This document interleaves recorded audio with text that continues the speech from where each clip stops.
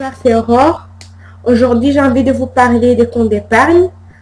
Quand je me suis décidée de faire une petite vidéo sur les comptes d'épargne pour analyser avec vous les comptes d'épargne qui sont au marché pour voir quels donnent les meilleurs avantages, je me suis très vite rendu compte que mon plus grand obstacle sera plutôt de vous convaincre, qu'il est primordial et nécessaire d'épargner.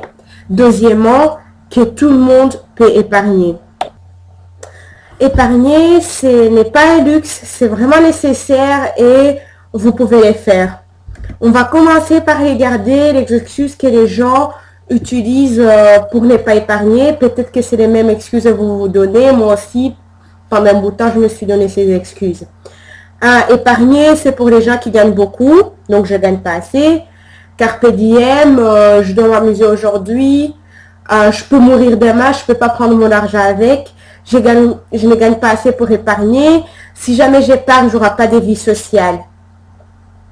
Pour moi, je place toutes ces excuses dans deux catégories. Il y a une catégorie qui dit, moi, je n'ai pas besoin d'épargner, je ne comprends pas pourquoi je dois les faire, je ne comprends pas l'importance d'épargner. Deuxième catégorie, c'est les gens qui disent, je comprends qu'il faut épargner, mais honnêtement, je ne peux pas épargner parce que je ne gagne pas assez, parce que tout l'argent que je gagne, je dois l'utiliser chaque mois pour vivre. Première catégorie qui dit, je dois m'amuser aujourd'hui, je peux mourir demain et tout ce qui va avec. Je dois vraiment vous décevoir. La chance que vous mourrez demain, statistiquement, il est très très bas.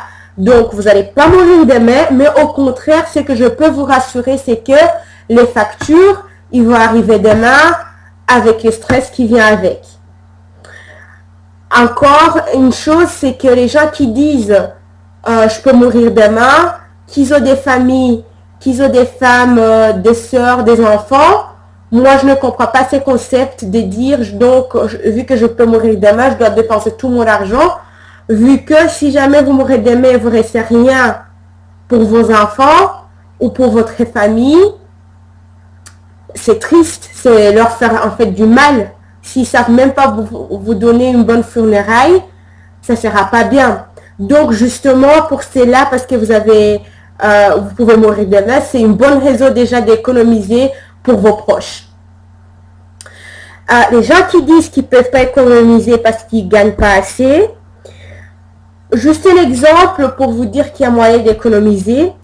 Sûrement, vous commencez à travailler, vous gagnez 1300, 1400. La personne qui va dire à ce moment-là, moi, je ne peux pas du tout économiser. La plupart des temps, il va toujours dire, je ne peux pas économiser après qu'il gagne 1700.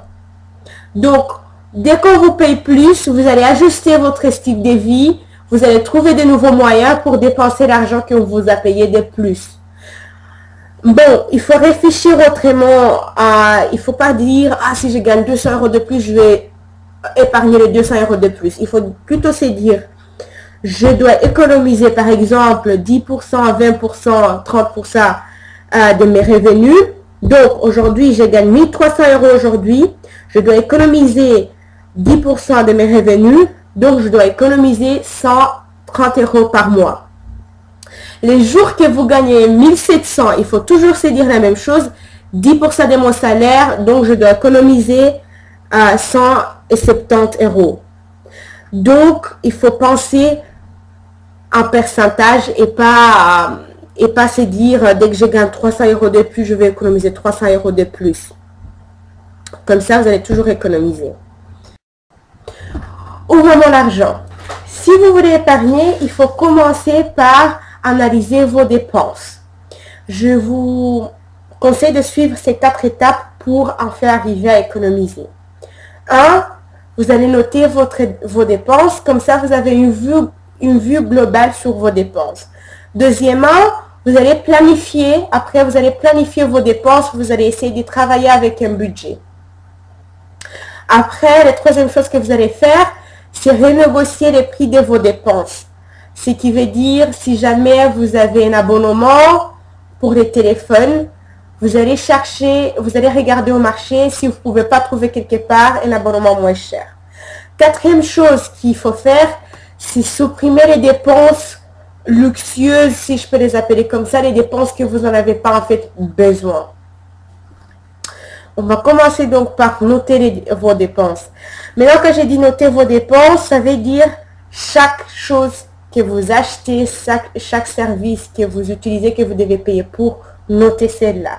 Que ce soit l'essence, que ce soit les grands voyages que vous faites cette année, que ce soit les factures d'électricité, de l'eau, votre prêt hypothécaire, votre loyer. Notez tout ça sur papier parce que ce que vous voulez, c'est vraiment savoir chaque héros qui rentre chez vous, comment il sort de chez vous. Comme ça, au moins, vous pouvez commencer à planifier vos dépenses et comme ça, vous pouvez arriver à épargner. J'ai un exemple des dépenses journalières et vous allez très vite comprendre comment vous allez arriver à épargner, en fait, si vous regardez mon exemple ici. Ça, c'est vraiment un exemple réel. C'est quelque chose que j'ai déjà fait dans ma vie et donc, vous allez très vite comprendre comment ça marche. Donc, je me réveille le matin. Je veux prendre les trains, mais j'ai pas eu le temps de prendre le petit déjeuner chez moi. Ou bien, c'est ce que je me dis que j'ai pas le temps.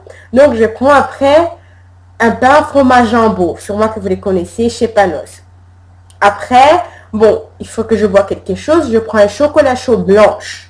Il est super beau, by the way. Franchement, c'est le meilleur chocolat chaud. Jusqu'à aujourd'hui, quand même, j'y vais de temps en temps, pas chaque jour comme avant. Mais c'est super bon. Ça aussi, je le prends. Il me coûte 2,30 €.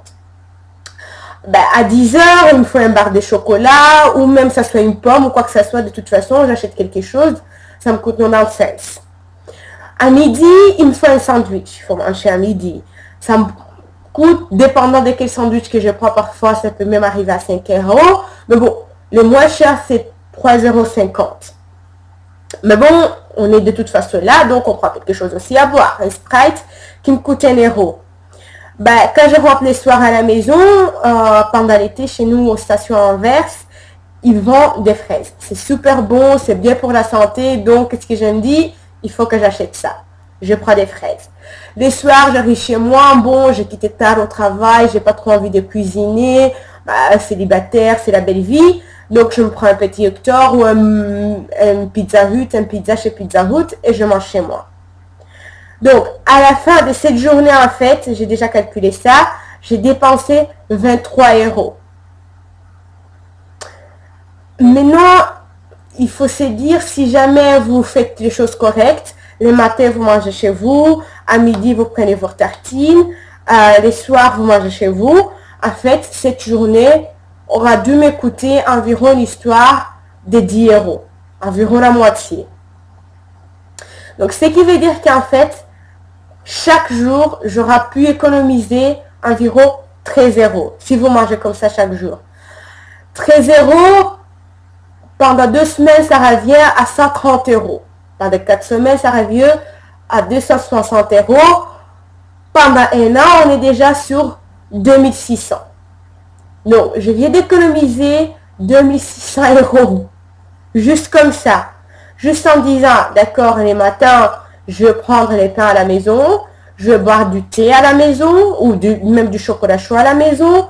À 10 heures, je vais prendre mon bar de chocolat ou mon pomme ou mes fruits que j'ai déjà achetés au marché pendant les week-ends. À midi, je prends des tartines.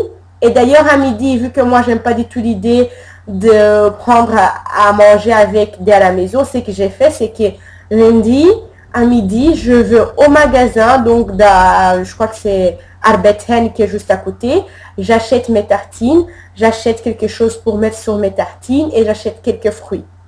Je les mets au frigo et comme ça, pendant toute la semaine, je suis tranquille. Je dois rien prendre avec dans la maison les matins. Je dois penser à rien. Mais les prix de tout ça, tout ce que je viens de dire, c'est une histoire pour toute une semaine, une histoire de 6 €, 7 € max pour toute une semaine. Contrairement à payer chaque midi et 10 heures environ 4 €. Donc, là, j'économise déjà environ chaque année 2600 €. Je n'ai pas supprimé mes restos, je n'ai pas supprimé les cinémas que j'ai fait. Ma qualité de vie ne change pas vraiment. Et voilà, je vais m'arrêter là. Je vous conseille d'appliquer les premières étapes, de noter tous vos dépenses, d'essayer d'avoir une vue globale sur vos dépenses. Bon, les 3 étapes qui restent, on va en parler la prochaine fois. À suivre.